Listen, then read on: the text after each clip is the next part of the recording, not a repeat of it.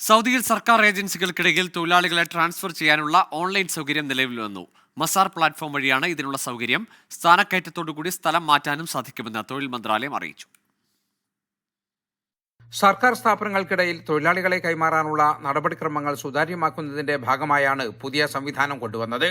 Saudi മാനവ വിഭവശേഷി സാമൂഹിക വികസന മന്ത്രാലയത്തിന്റെ മസാർ പ്ലാറ്റ്ഫോം വഴി തൊഴിലാളികളെ ട്രാൻസ്ഫർ ചെയ്യാനുള്ള സൗകര്യം ഏർപ്പെടുത്തി.